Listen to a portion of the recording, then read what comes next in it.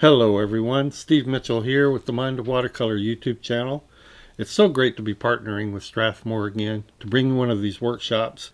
This workshop is going to be about spontaneous painting. Now that's a favorite on my YouTube channel, and we're going to go through step by step and show you some of the ways to do that. Spontaneous painting started out for me as a way to test supplies and colors and techniques, to experiment, to just have fun in a low pressure way that didn't involve a lot of planning and pre-drawing. I think it's an important part of being able to get used to your supplies, get used to what you can do, and all the materials that you're most likely to use.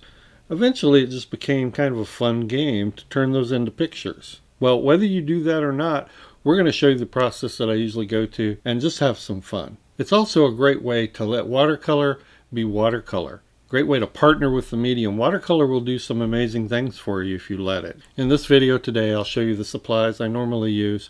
We'll go through 2 ways to start. Then in the following episodes, I will go through and actually show you a complete painting, how I take a spontaneous painting from beginning to end. And we'll end with how you can use spontaneous painting in your more planned paintings, still letting watercolor add its own little touch to whatever it is you're doing.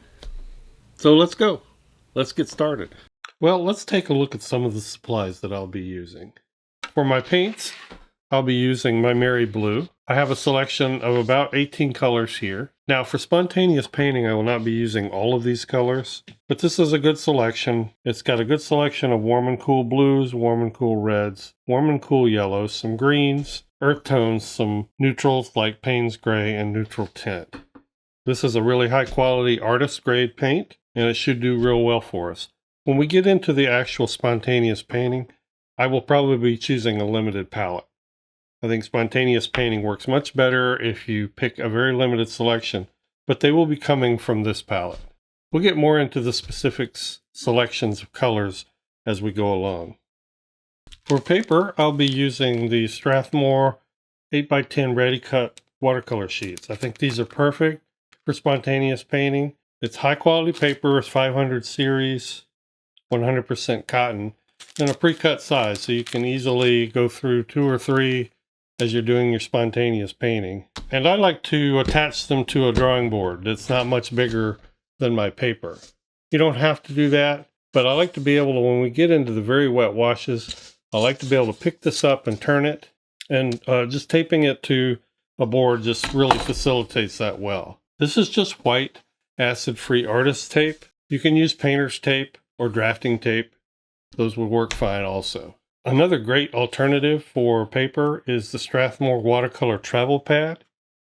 This is a pad of paper. There's 12 sheets in this pad, and it is also 100% cotton. You could actually, if you want to, paint right on the pad. If you want to go through a lot of these and do some very quick spontaneous studies, you could do that, tear off the sheet, do the next one. Either way, both of these papers are great for doing spontaneous painting. I highly recommend 100% cotton paper. You're just going to get a lot better results with the water. And both of those will do really well. For brushes, I use a variety, and it just depends on what I'm doing at the time or how I'm doing it. There's a number of ways you can start and proceed. Since it is spontaneous painting, you don't always know exactly what brushes are going to work the best, but here's a pretty good profile of the brushes that I often use. This is a number 2 Princeton Neptune Mottler 2-inch brush. This is great for pre-wetting the paper. A lot of times with spontaneous painting, you'll wet the entire paper first. Not always, but this is a great brush to do that with. As you begin laying in and dropping in your first colors, putting in your first washes, I like to have a big, either a mop or an oval wash. These are 2 really good choices. This is the Princeton Neptune Oval Wash, and I use these a lot for the first washes. Another great choice would be this Princeton Aqua Elite Quill. This is a number 6 quill, also known as a mop. The advantage to it is it has a great point, so as you're laying in big broad washes, you can also kind of manipulate them in tiny or more detailed ways if you want. So it's great to have something like this, or just a really large round brush, like a 14, 16 But I find these kind of brushes essential for laying in your first colors. Then I always like to make sure I have a selection of regular rounds. This will do the meat and the bulk of your work. These are Princeton Aqua Elites. These two here are long rounds, which just means they're a little longer and come to a finer point. I have a number 12, a number 8, and a number 4. That's a good selection. You can go from adding additional washes, smaller washes, right down to details. Now, I usually like to make sure I have some flats on hand. I'm not always sure whether I'm going to use them or not, but I use these when I need a particular type of brush stroke. And I want that nice flat sort of chisel looking brush stroke. This is a 1/4 inch, a 1/2 inch, and a 3/4 inch flat. This one here is a Princeton Neptune. These other two are Princeton Elites, and just really good flats. And lastly, especially when you get into painting tree limbs, grasses, ground detail, and texture, I like to make sure that I have some riggers, also known as script or liner brushes. These are number 1s. I have a Princeton Neptune here and a Princeton Aqua Elite. Both are good. Can do quite a lot of detail with these, and I find them essential for that. As I mentioned, you might not use all of these brushes in a single painting, but you will use some selection out of each of these categories usually. All right, let's talk about water and blotting and drying material for a moment. This is a pretty overlooked subject when it comes to watercolor. A lot of watercolorists have their own methods and they just kind of gloss over it. I'm going to tell you mine. And especially when it comes to spontaneous painting, you're going to use a lot of water at times, and you're going to want to change the water drastically at times. So first of all, basics, have plenty of water. I recommend 2 water containers. They don't have to be anything fancy, but I recommend 2 containers so you always have one that's clean and one where you can wash out your brush. And the bigger the better. Some watercolorists use watercolor containers or water containers at least twice this size. So if you have the space, you really can't have too much water. Blotting material. I keep a lot of blotting material, and right under my water bowls, I'll have this kind of a setup. This just allows me to take moisture out of my brush very quickly. I use this car wash sponge when I have a lot of water in my brush, and then all of a sudden I need to dump it really fast. I can do it there. For more subtle wiping changes, I'll do this. In addition to that, I will have underneath my painting, usually under my easel, I usually have a paper towel. That's just great for checking to see if there's color in your brush or how much color is in your brush. And then usually in my other hand, my non-painting hand, I will have a rag.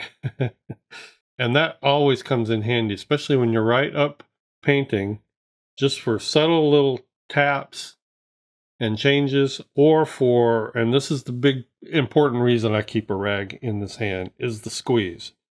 The squeeze is just putting your brush in there and squeezing it really tight. And that goes from a wet brush to it'll be damp, but an almost dry brush. And you will need that at times. I use all of these, and I use them constantly.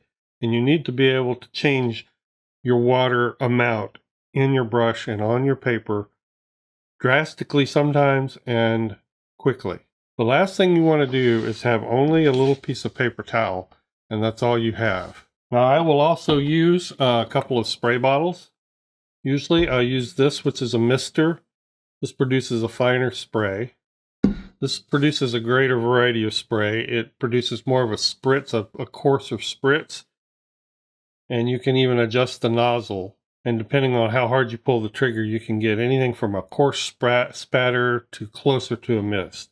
But I use both of these, and they will become necessary at times. All right, well, let's talk about starts. There's all sorts of ways you can start a spontaneous painting. There's no necessarily rule that you have to follow. And that's really the point of spontaneous painting, is to try different things. But in general, it's going to follow one of 2 things. And of course, as we get into this workshop in future episodes, I'm going to take you through from start to finish some actual spontaneous paintings. But I just wanted to isolate the idea of how you get started. There's either wet on wet or wet on dry. Wet on wet By that I am referring to completely pre-wetting the paper. So let's do that. I'll take the 2-inch mottler brush and I'll just completely coat this here with water. No paint. You want to get it good and saturated. And with good cotton paper, that usually means putting down a nice wet application, giving it a few minutes to soak in. Initially, it will just drink it up, and then maybe coming back with yet another layer, just to make sure it's completely saturated. That's what we refer to as wet in wet. And then from there, you start your spontaneous painting, and of course anything goes. So I'm just going to do a little bit of a start for you here. You can use light amounts of pigment, heavy,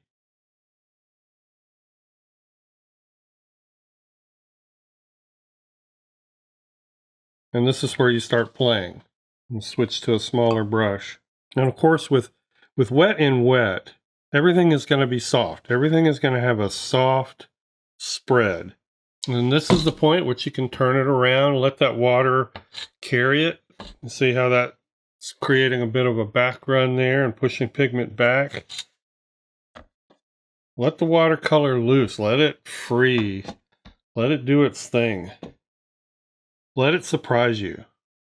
That is the essence of a wet in wet start. And then when you see color going certain ways and doing certain things, you can add to that. You can enhance that. And as the water starts to dry or soak further into the paper, it's going to move your paint less and less and less. But it's a really, really fun way, and probably the most common way that I start a spontaneous painting. And I'll get to a point where I think maybe the washes are going to merge too much, or there's just too much information going on there, and I will stop and wait for the next step. Maybe I'll pick it up, let those washes move around a little bit. At this point, you're not trying to paint something yet. And if you see too much water in places, squeeze out the moisture in your brush. Come back in here and pick it up. Your brush will act like a syringe when it's dry. It'll just soak that water right up. So I don't know what I have going here, but I have something, right? In the beginning, while it's still wet and wet, you can spatter in there if you would rather. I just applied color with a brush, but you can spatter it in there. Sprinkle it. I'm going to let this soak in and dry a bit. And I may sprinkle in some water, some clear water, which will create water spots. While it's wet, this is also a good time to pick up spots if you want. One of the things that we'll get into is leaving yourself plenty of little areas of contrast.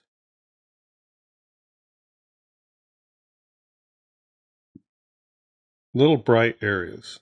To do that, your brush has got to be much drier than the paper. Keep that in mind. You can add water, but then if you want to pick up anything, your water or your brush has to be free of paint and excess water. This is all good to do while it's wet. This is all part of the wet and wet process. And I love seeing some of these little areas develop on their own. So I've got distinct shapes creating themselves. Now, again, a word about the wet and wet process, and that is if you use too much water and you use too much paint, everything is just going to merge together. And this is a common problem. So if you find yourself doing this and you say, well, mine just turned into a blob.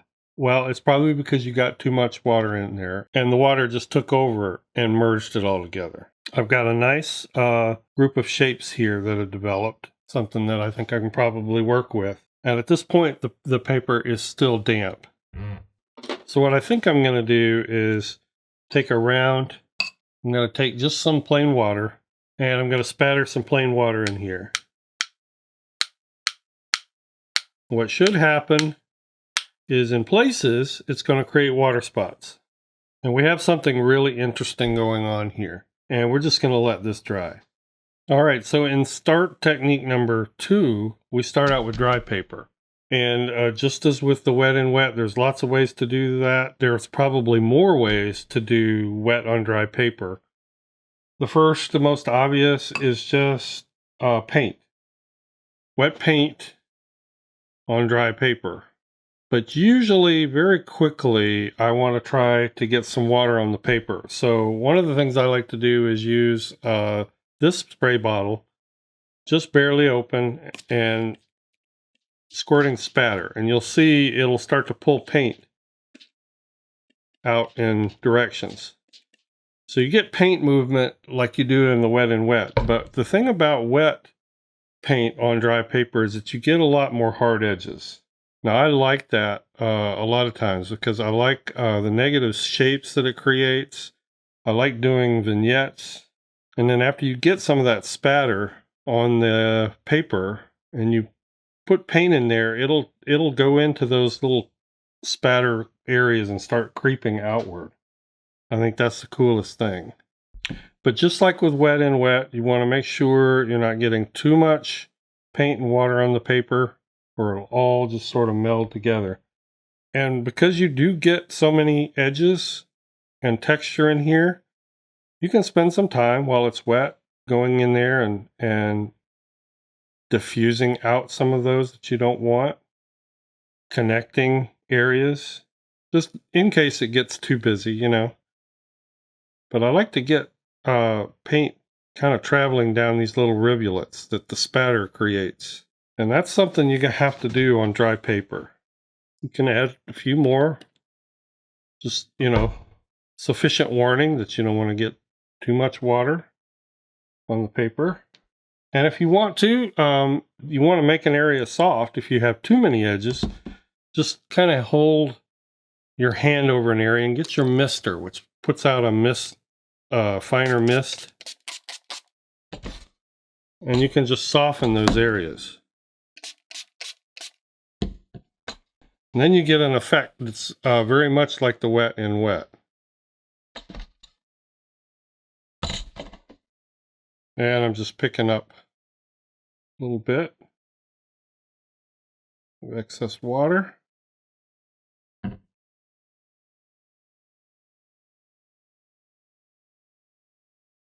now I have a sort of a soft, misty area up here in this section. So you can mix and match that way. And that's a good start. That's a nice little start for spontaneous painting. Along the same line, also wet on dry, is just load up your brush. Put down the spatters first. Now this is not wet and wet totally. You still have a lot of dry paper, but I have a coarse spatter. Now I'm just going to spatter paint. And yeah, it will go everywhere. It's getting up into this painting. I don't care. I'm just showing you some starting methods. Let's get a different color.